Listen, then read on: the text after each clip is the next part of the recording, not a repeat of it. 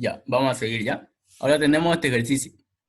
Calcule el ángulo θ cuando conectamos un cuerpo de 102 kilogramos fuerza a otro de 92 kilogramos fuerza mediante una cuerda con una polea. El conjunto está en equilibrio sobre un par de superficies sin fricción con ángulo de 37 grados y θ. O sea, ese es el ángulo que nos está pidiendo. Por si acaso yo vi aquí que en el examen ese, o en ese ejercicio, no daba dibujo, así que ustedes deben saber interpretar esto de acá. Y yo la única manera que encontré era la siguiente. Como dice que está en equilibrio sobre una superficie inclinada, es lo siguiente. Entonces, en el plano horizontal existen dos superficies inclinadas, ¿verdad? Y en la punta de esa existe una polea. Una polea. Entonces aquí yo voy a tener un cuerpo, que es el de 102 kilogramos fuerza, y aquí voy a tener otro cuerpo, que es el de 92 kilogramos fuerza. Los dos están unidos por una cuerda. Solamente que sobre una polea. La cuerda está apoyada en una polea. Ahora, antes que nada, ¿alguien sabe de aquí qué es una polea? ¿O nunca, o nunca ha visto qué es una polea? ¿No sabe qué es una polea?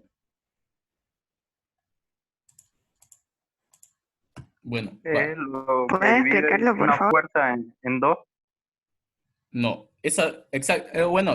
Bueno, en parte sí. Una polea es un mecanismo físico, es un mecanismo, una máquina que simplemente sirve para cambiar el sentido de la fuerza. Existen dos tipos. Esto sí o sí tienen que verlo en laboratorio, pero lastimosamente como estamos en clases virtuales, no creo que lo vean nunca, ¿no? Pero la polea solamente cambia el sentido de la fuerza si es una polea fija, como en este caso. Esta polea está apoyada en esta pirámide, en este triángulo, ¿verdad? Es fija, no se mueve. Pero existe también poleas móviles. Las poleas móviles son las que cambian o reducen el esfuerzo. Mejor dicho, reducen el esfuerzo. En cambio, la polea fija solo cambia el sentido de la fuerza, como vamos a ver en este caso. Eso es la definición de polea. Tienen que tenerlo en claro. Si es una polea fija, solo cambia el sentido de la fuerza. Pero si es una polea, o sea, cambia el sentido y dirección de la fuerza, más específicamente. Pero si es una polea móvil, como vamos a ver en los siguientes ejercicios, una polea móvil reduce el esfuerzo. Ah, quédense con eso hasta ahorita. Entonces, lo que está actuando aquí en este ejercicio es una polea fija. Solo va a cambiar el sentido y dirección de esta fuerza de acá que está actuando dentro de la cuerda. ¿Está bien? Entonces ya dibujamos lo que es el enunciado. Lo que nos está pidiendo a nosotros es encontrar acá, cuánto vale este ángulo para que este sistema esté en equilibrio. Eso es lo que nos está pidiendo. ¿Está bien? Ahora, lo primero que hay que notar es que la superficie de los planos no tiene fricción. Entonces no existe fuerza de fricción. Ahora, lo siguiente que deben hacer para empezar a resolver este ejercicio es analizar las fuerzas que actúan en este ejercicio. ¿Cuáles son las fuerzas que están actuando? Primero, tenemos los pesos, ¿verdad? El propio enunciado nos da que el primer bloque o el primer cuerpo pesa 102 kilogramos fuerza y el segundo pesa 92 kilogramos fuerza. ¿Está bien? Aquí lo que tienen que tener muy en claro, muy importante, es que los pesos siempre van a ser flechas que van verticalmente hacia abajo. Son vectores que van en dirección hacia abajo verticalmente. O sea, no porque el error que cometen todos aquí es que como este bloque está inclinado, en un plano inclinado, piensan que el vector peso va así, digamos, va inclinado, pero no. El vector peso siempre es un vector que va verticalmente hacia abajo. ¿Por qué? Porque la Tierra nos jala siempre hacia abajo, o sea, siempre quiere que estemos sobre su superficie, ¿verdad? O sea, va a ser un vector que es verticalmente hacia abajo. Ahora, ¿qué otras fuerzas están actuando aquí? Ahí entra la tensión de la cuerda. Como la cuerda está uniendo los dos cuerpos, la cuerda internamente tiene que hacer una fuerza, ¿verdad? Imaginémonos que este bloque, por su peso, tiene que deslizarse hacia acá, ¿verdad? Pero la cuerda tiene que impedir eso, porque está en equilibrio. Se supone que el sistema está en equilibrio. Entonces, si el cuerpo tiende a irse hacia abajo por la gravedad, Entonces la cuerda tiene que dar una fuerza contraria a esa. ¿Qué ley se está aplicando aquí? Se está aplicando la tercera ley de Newton, ¿verdad? De acción y reacción. Todos los sistemas físicos trabajan en función de eso, en función de acción y reacción, como en este caso. Entonces aquí está actuando la tensión de la cuerda. Y aquí viene lo de la definición de la polea. Si nosotros analizamos una cuerda, digamos esto es una cuerda, y aquí hay una fuerza que está jalando en ese sentido, y aquí otra, digamos, no es esta cuerda, sino estamos simulando otra cuerda, cualquier cuerda. Entonces yo tengo una fuerza que de este extremo la cuerda la está jalando en ese sentido, y de este extremo la cuerda la está jalando en ese sentido. Como todo material es un cuerpo físico, para que esta cuerda no se rompa, ¿qué debe suceder? Internamente debe aparecer unas fuerzas internas que impidan que esas moléculas de cuerda se separen, ¿verdad? Para que la cuerda no se rompa. Entonces, eso es lo que se llama tensión. La cuerda se va a someter a una tensión tal que si esa tensión es suficiente según sus moléculas, la cuerda va a soportar el peso, ¿verdad? Va a soportar la fuerza. Pero digamos, si esa cuerda está hecha de un material que no es fuerte y esta fuerza de acá es mayor a la tensión interna de la cuerda, entonces se rompe, ¿verdad? Como sucede en los accidentes, digamos, o cualquier cosa donde han visto que un material se rompa. Entonces, eso es lo que sucede. Ustedes cuando vean cuerda, está sucediendo esto. Como aquí el peso está jalando en este sentido, internamente aparece esa tensión. ¿Está bien? Ahora, esa tensión se transmite por toda la cuerda. O sea, esa tensión se transmite por toda la cuerda, como acá. Si en este extremo está jalando esta fuerza, en ese extremo debe aparecer esa tensión interna, y en este extremo debe aparecer la misma tensión interna, pero en sentido contrario. Cosa que internamente estas dos fuerzas deben anularse. Para que un cuerpo en la vida real no se rompa ni entre en rotura, sus fuerzas internas deben ser igual a cero, o sea, lo que dice la ecuación de Newton, ¿verdad? Entonces, eso es lo que está sucediendo acá igual. Solamente que como hay una polea fija y la polea fija cambia el sentido y dirección de la fuerza, simplemente si aquí en este extremo la cuerda está soportada en esta tensión, en esta dirección y sentido, aquí va a estar la misma tensión, pero con sentido y dirección contrario, ¿verdad? ¿Se dan cuenta? Aquí su dirección es este ángulo, aquí su dirección es este. Su sentido está yendo en ese sentido y en este caso está yendo en ese sentido, ¿verdad? O sea, eso es lo que hace una polea fija. Cambia el sentido y dirección de la fuerza, nada más. ¿Está bien? ¿Entendieron eso? Porque para cualquier ejercicio donde vean dibujos de cuerda, sucede esto aquí y deben saber dibujar bien el sentido y dirección de la fuerza interna de la cuerda, que se llama tensión. ¿Está bien? ¿Alguien tiene alguna duda de eso? Entonces, en esta cuerda, en este extremo está sometido a esta tensión, en el otro extremo va a estar sometido a la misma tensión, pero en sentido y dirección contraria. ¿Está bien? Por acción de esta polea fija. Entonces ya tenemos ubicada todas las fuerzas que actúan en el sistema, ¿verdad? Esas son todas las fuerzas que actúan en el sistema.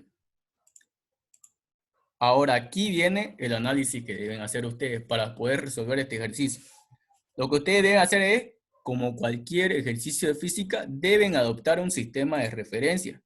Porque sin sistema de referencia no pueden resolver ningún ejercicio de la física. Así que ustedes deben tener en claro lo que es un sistema de referencia, un sistema cartesiano, y saber trabajar vectores. Por eso es que el primer tema de física en la universidad es vectores, ¿verdad? Ustedes deben tener en claro cómo trabajar vectores, porque si no, no van a poder resolver ningún ejercicio. Entonces, en este ejemplo, ¿qué deben hacer ustedes? Deben adoptar un sistema de referencia. ¿Y dónde lo adoptan? En cada caja. En este caso, miren, mi sistema de referencia es este. X, Y. X está paralelo al plano inclinado y Y está perpendicular al plano inclinado. ¿Qué significa perpendicular? Significa que forma 90 grados, Y va a formar 90 grados con el plano inclinado. Esa es la manera más fácil de trabajar un sistema de referencia cuando vean plano inclinado. Que el eje cartesiano X esté paralelo al plano y el eje cartesiano Y esté perpendicular al plano. ¿Está bien? Ahora, ¿cuál es el segundo paso que deben hacer? Es hacer el diagrama de cuerpo libre. ¿Qué es el diagrama de cuerpo libre? Es extraer este sistema de referencia del ejercicio y plasmarlo en otro lado de la hoja, digamos. Ese es un diagrama de cuerpo libre. Diagrama de cuerpo libre 1. Ahora, aquí en este diagrama de cuerpo libre, ustedes deben trasladar todos los vectores que están actuando aquí. ¿Cuáles son los vectores que están actuando? Es el vector tensión y el vector peso, ¿verdad? Y ustedes lo deben trasladar. Si se dan cuenta, esto está inclinado, está rotado, ¿verdad? Así. Y aquí es como si lo estuviéramos volviendo derecho o recto. También lo estamos rotando. Porque esa es la forma más fácil de trabajar. Todo, ustedes igual han visto, ¿no? La forma de trabajar siempre es XY, de esta manera. Que se vea así, que ustedes puedan ver el sistema de referencia así. X horizontal y Y vertical. No de esta manera, que Y está inclinado y X está inclinado. Entonces, sí o sí tienen que moverlo. Y por si acaso he visto en la resolución de esos exámenes del ingeniero Chabón que le gusta que ustedes hagan diagrama de cuerpo libre. Así que tienen que hacer de esta manera sí o sí. ¿Está bien? Entonces, el segundo paso es analizar el diagrama de cuerpo libre. ¿Qué debemos hacer con el diagrama de cuerpo libre? Es extraer todas las fuerzas que están actuando sobre ese cuerpo. ¿Y cuáles son? La tensión y el peso. Entonces, como la tensión está en el mismo eje X, está acá en el mismo eje X. Ahora, el peso está en este cuadrante, ¿verdad? En el cuadrante negativo de las X y en el cuadrante negativo de las Y. Entonces, va a estar ahí, inclinado, ¿verdad? ¿Se dan cuenta? Y ahora aquí, ¿qué ángulo forma o cómo yo encuentro el ángulo de este vector para poder descomponerlo en el sistema cartesiano? Y para poder hacer eso, ustedes tienen que hacer el análisis geométrico. Lo vamos a hacer acá. Yo tengo mi plano inclinado. Yo tengo así. Aquí están los 37 grados de acá, ¿verdad? Esto. Ahora, mi sistema de referencia está así. Yo tengo mi eje Y yo tengo mi eje X que está paralelo al plano, así que lo voy a dibujar ahí nomás. Ahora, mi vector peso es perpendicular, mejor dicho, es vertical hacia abajo porque es un vector peso. Ahí lo voy a dibujar con W. Ahora, yo debo saber, en función de este ángulo, ¿dónde se repite? Si se repite aquí o se repite acá. Porque yo tengo datos de este ángulo, ¿verdad? Este ángulo es el que me va a servir para poder descomponer este vector. ¿Está bien? ¿Ustedes dónde creen que se repite? O bueno, ya está acá, ¿no? Se repite entre el vector y el eje Y. ¿Por qué? Porque si se dan cuenta, es su ángulo semejante. Miren, de esta manera. La manera más fácil de encontrar este ángulo es el siguiente. Como el ángulo está formado entre el plano inclinado y la horizontal, yo puedo proyectar una horizontal imaginaria, que obviamente esta horizontal sea paralela a esta de aquí. Y si se dan cuenta, este ángulo de 37 grados, ¿dónde se repite? Viene y se repite aquí, ¿verdad? Ahí. Ahora, entonces, los ángulos por propiedades de ángulo, en geometría, los ángulos siempre saltan un espacio de ángulo. Si este 37 viene aquí, debe saltar aquí y repetirse en este de acá. Eso es una propiedad de los ángulos. ¿Está bien? Por eso es que se repite ahí.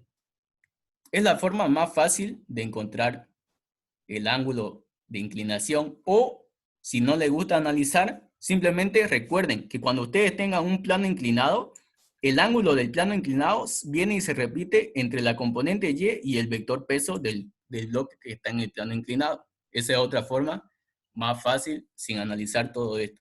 ¿Está bien? ¿Alguien tiene alguna duda de esto? Esa es la manera de encontrar el ángulo de inclinación del vector peso en un plano inclinado. Ahora, entonces ya vimos que el ángulo 37 se repite en ese lado entre el vector peso y el eje negativo de la Y. Ahora, vamos a hacer el diagrama de cuerpo libre para el otro cuerpo. Lo mismo. Como nuestro sistema de referencia debe ser, el eje X debe ser paralelo al plano inclinado y el eje Y debe ser perpendicular al plano inclinado, está de esta manera en este cuerpo, ¿verdad?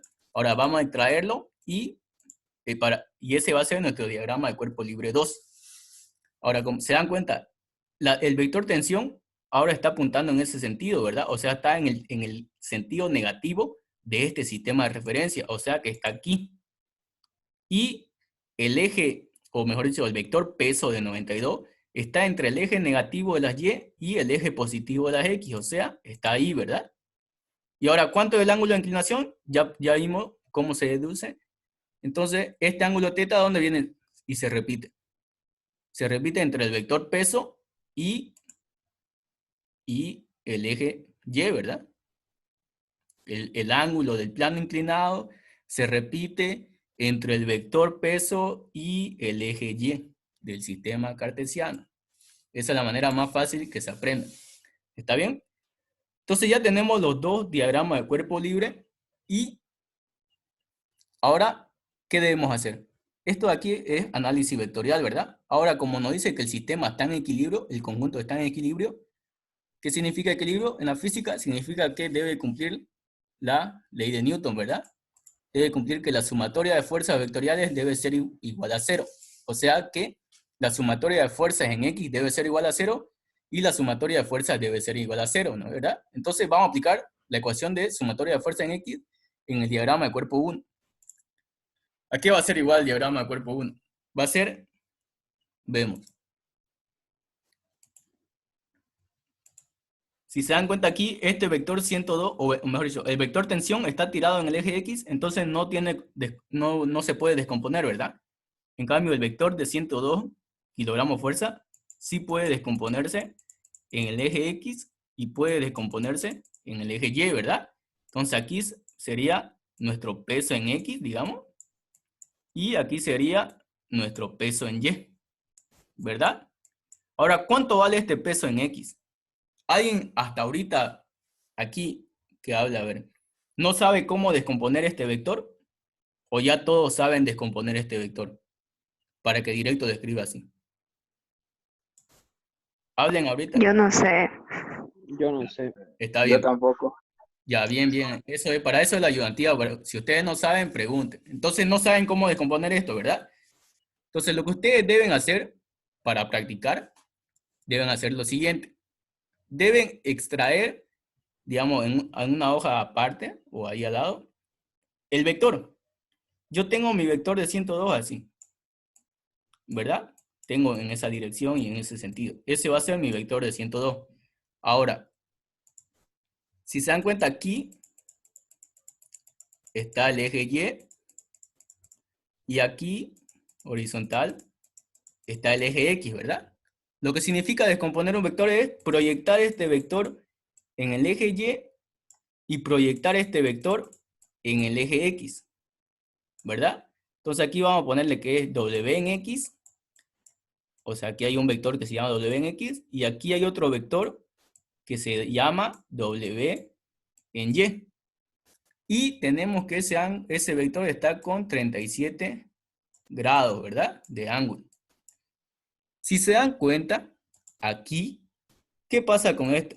Este vector, como cualquier vector, siempre forma un triángulo rectángulo, ¿verdad? ¿Lo ven ahí? Siempre forma un triángulo rectángulo, o sea que siempre se va a formar esto, así. Y aquí está los 37 grados. ¿Se ve ese color o no se ve?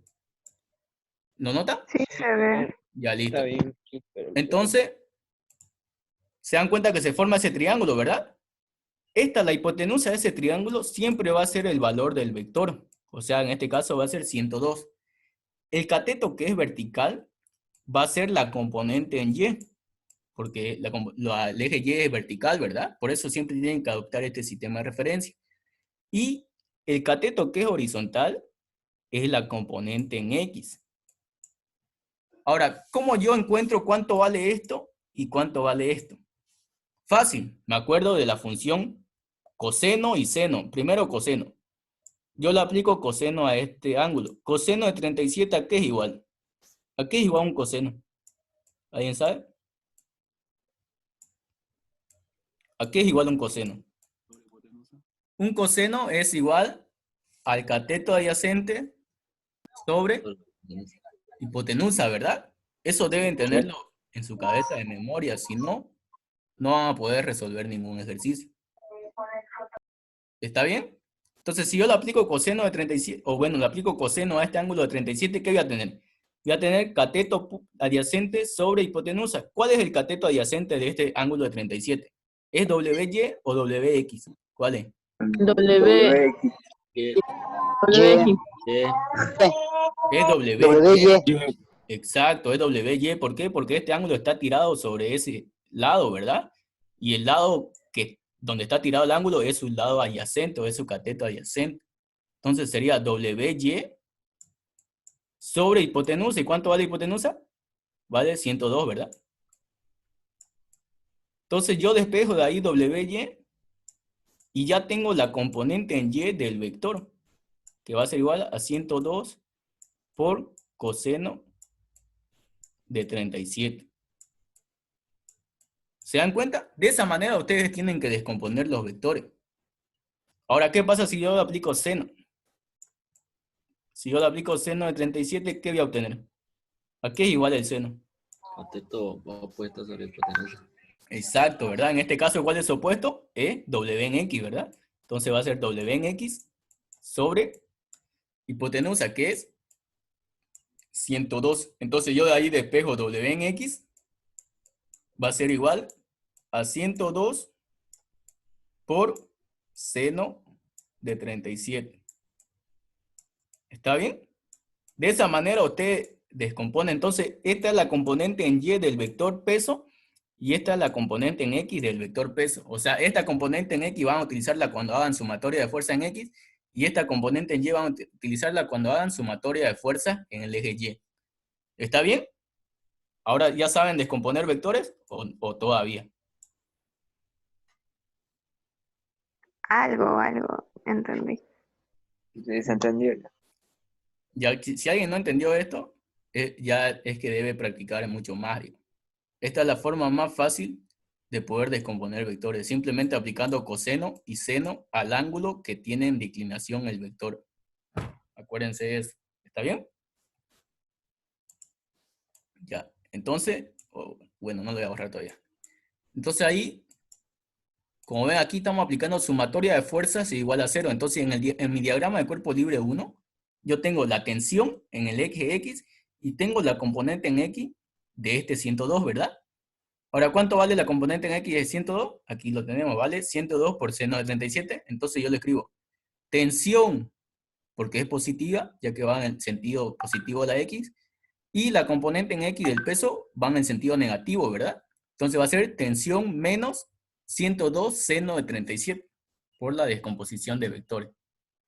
Y como no hay otra fuerza que está actuando en ese diagrama de cuerpo libre, o ni en ese cuerpo de aquí, entonces todo eso debe ser igual a 0. Aquí estamos aplicando la primera ley de Newton. ¿Está bien? ¿Alguien tiene alguna duda hasta aquí? Voy a borrar esto. Entonces, Todo bien. listo. De esa manera ustedes deben trabajar los vectores. Por si acaso aquí, ustedes deben practicar a tal punto de ya no hacer este triángulo, porque en su examen no le va a dar tiempo si ustedes descomponen. Imagínense que tengan 10 vectores. No se van a poner a hacer 10 triángulos, ¿verdad? Ya tienen que hallar una manera más fácil de encontrar la descomposición para poner directamente la fórmula. Porque si ustedes se ponen a perder el tiempo haciendo el triángulo de cada vector, imagínense un ejercicio donde tengan 10 vectores, no van a poder hacer, no van a poder acabarlo nunca. Entonces yo le voy a dar un consejo aquí. Cuando el vector está barriendo del eje Y, o sea, está entre el vector y el eje Y, cuando el ángulo, mejor dicho, está entre el vector y el eje Y, su componente en X es seno y su componente en Y es coseno.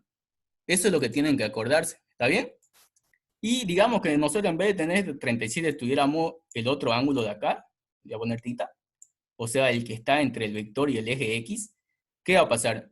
Para la sumatoria de fuerzas en X, la componente en X va a ser coseno y la componente en Y va a ser seno. O sea, se invierte.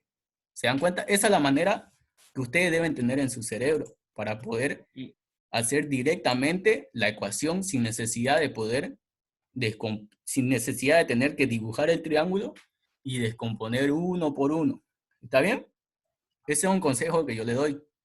Y ustedes lo van a poder encontrar si es que practican ejercicios, digamos. Bueno, entonces vamos a continuar. Entonces estábamos analizando el diagrama de cuerpo libre 1 y estábamos aplicando que la sumatoria de fuerza en el eje X en el diagrama de cuerpo libre 1 sea igual a 0. Entonces, tensión está yendo en el eje positivo de la X, va a ser positivo, y el peso en X está yendo en el sentido negativo, entonces va a ser menos 102 por seno de 37. Eso debe ser igual a 0. Ahora, de ahí obtenemos que tensión es igual a 102 por seno de 37, ¿verdad? O sea, esta fórmula de aquí ya nos botó cuánto vale esta tensión que está soportando la cuerda. Pero eso no es lo que nos pide el ejercicio, ¿verdad? El ejercicio nos pide cuánto vale este ángulo. Entonces vamos a seguir. Ahora en el diagrama de cuerpo libre 2, la sumatoria de fuerza en X, ¿a qué es igual? Y vemos, la sumatoria de fuerza en X es igual a tensión y la componente en X de este vector, ¿verdad? Aquí está. Esto va a ser la componente en X de ese peso, ¿verdad? Entonces, si yo hago sumatoria de fuerzas vectorial en ese eje, ¿qué voy a tener?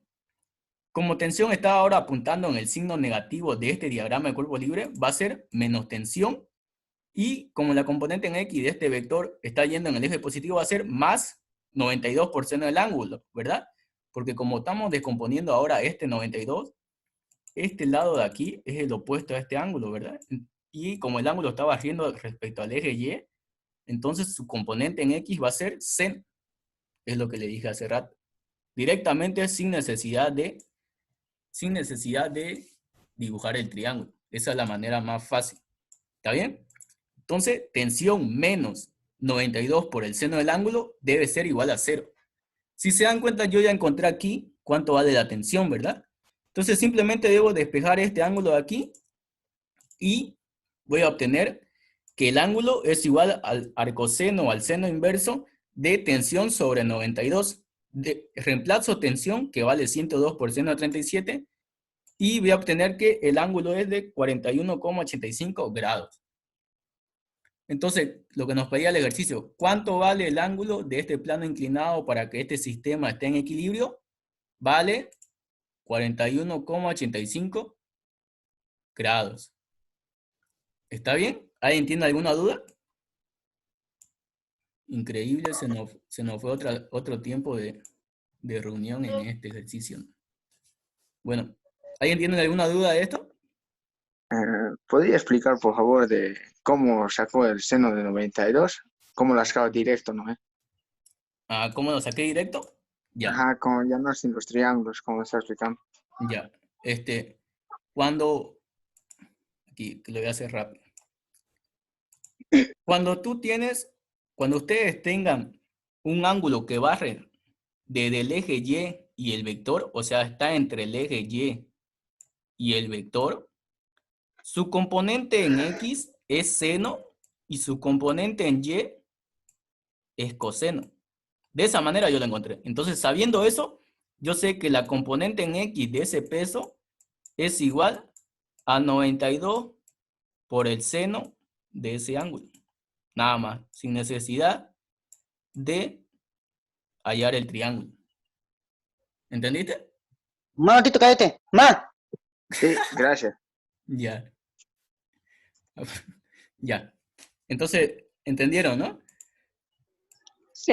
Cuando ustedes tienen el ángulo respecto al eje Y, o sea, entre el vector y el eje Y, la componente en X es seno y la componente en Y es coseno. Si ustedes tienen el ángulo que va entre el vector y el eje X, la componente en X es coseno y la componente en Y es seno. Eso tienen que tenerlo en su mente. ¿Está bien? Esa es la clave para resolver cualquier ejercicio donde vean plano inclinado y para resolver cualquier ejercicio donde tengan vectores inclinados. Y ahora vamos a ir con otro ejercicio a ver si nos da tiempo. Ustedes, por si acaso, en su examen no tienen que tardar 45 minutos haciendo este ejercicio, ¿no? Como lo estamos haciendo ahorita. Ya. Pero ahora vamos a seguir. Dice, una pelota metálica pesa 25 kilogramos fuerza y descansa en un plano vertical y una pared inclinada de 70 grados, siendo ambos sin fricción. Calcule la reacción del plano y la pared respectivamente sobre el esférico. Dice. Ya. Entonces aquí nos da una gráfica. Nos dice que esta esfera o esta pelota metálica está descansando, o sea, está apoyada en este plano inclinado, o mejor dicho, en esta pared. Es como si fuera un pico. Entonces lo que nos pide es hallar las reacciones. ¿Cuánto vale la reacción de este plano inclinado sobre la esfera y de esta pared vertical sobre la esfera? O sea, aquí, ¿qué se está aplicando? Estática nuevamente, ¿verdad? Y nuevamente la tercera ley de Newton. Cuando un cuerpo se apoya sobre otro, el otro cuerpo o el apoyo ejerce una fuerza de misma magnitud y sentido contrario. Entonces, ¿qué debemos hacer aquí? Debemos dibujar todas las fuerzas que están actuando en este sistema. ¿Cuáles son las fuerzas que están actuando? La única fuerza que está actuando es el peso de la esfera, ¿verdad? Lo dice que pesa 25 kilogramos fuerza. Y debido a este peso, y como esta esfera pesa 25 y está apoyado en esta pared inclinada y en esta pared vertical, entonces la pared vertical en el punto de apoyo le va a botar una fuerza de reacción. Si la pared es suficientemente fuerte, no se parte, digamos. Eso es la física real, ¿verdad? Pero como esto es ideal, vamos a asumir que simplemente la pared nunca se va a romper y entonces esa pared está dando una reacción, que vamos a llamar la reacción 1. Ahora, ¿dónde es el otro punto de apoyo de esta esfera? Es acá, ¿verdad? Es en el punto de contacto entre la pelota y el plano inclinado. Entonces ahí hay otra reacción, que le vamos a llamar reacción 2. Aquí lo importante para que ustedes puedan resolver cualquier ejercicio que incluya reacciones de cuerpos apoyados sobre el plano, es que la reacción siempre es vertical, mejor dicho, siempre es perpendicular al plano donde está apoyado. En este caso, esta reacción está formando 90 grados con ese plano, que es el apoyo, que es la pared vertical, y aquí la reacción 2 de igual manera va a formar 90 grados. Eso es lo que tienen que tener en cuenta. ¿Para qué? Para poder hallar los ángulos y descomponer los vectores. Entonces ya, una vez entendido eso, vamos a hacer. Yo tengo el plano inclinado y tengo mi reacción 2, ¿verdad? La reacción 2 forma 90 grados con el plano inclinado.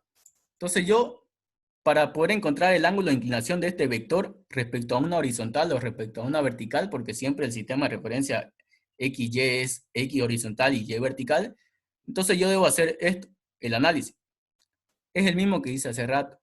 Y entonces estos 70 grados está entre el plano inclinado y la horizontal, ¿verdad? Entonces yo dibujo una horizontal imaginaria en el punto de contacto y estos 70 se van a repetir acá, ahí arriba, ¿verdad?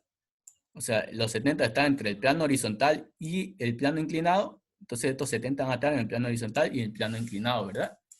Ahora, entonces, como yo sé que la fuerza es perpendicular al plano, yo sé que esta fuerza y este plano forman 90 grados. Entonces, ¿qué significa eso? Significa que entre el vector y el plano hay 90 grados, ¿verdad? Y como ya vi que este ángulo del plano inclinado se repite aquí, si hasta aquí vale 70, ¿cuánto va a valer hasta aquí?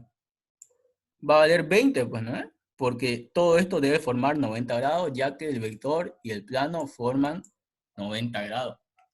¿Está bien? De esa manera ustedes pueden encontrar el ángulo de inclinación del vector. Ahora, en un diagrama de cuerpo libre, ¿qué vamos a tener? Vamos a tener el peso, que es 25, que es vertical, siempre el peso es vertical hacia abajo, entonces va a estar en el eje Y negativo, ¿verdad? Luego tenemos la reacción 1, que si se dan cuenta es horizontal, ¿por qué? porque entre el plano de apoyo y la reacción siempre debe formar 90 grados. Como el plano, en este caso, es una pared vertical, entonces la reacción sí o sí debe ser horizontal, ¿verdad? Entonces va a estar tirado en el eje X. Ahora, aquí viene la reacción 2. La reacción 2 está yendo en ese sentido, o sea, está yendo entre el vector, mejor dicho, en el cuadrante positivo Y y negativo X. Ahora, ¿para qué hicimos todo esto? Era para saber el ángulo de inclinación de este vector, ya sea respecto al eje X o respecto al eje Y. Y aquí está. Estos 20 grados están entre la horizontal y el vector, ¿verdad? Entonces, entre la horizontal, que es esta, y el vector, tiene que haber 20 grados, y ahí están sus 20 grados. ¿Está bien? De esa manera ustedes deben encontrar los ángulos de inclinación del vector. Ahora, como ya hicimos todo el análisis estático, ahora todo se resuelve mediante un análisis vectorial, ¿verdad? Debemos encontrar cuánto vale esta R2 y cuánto vale esta R1, sabiendo que este peso es de 25. Entonces, nuevamente aplicamos sumatoria de fuerza en X igual a 0. Entonces, vamos a tener, bueno, espera un momento, voy a cortar aquí ya, porque ahorita faltan 50 segundos.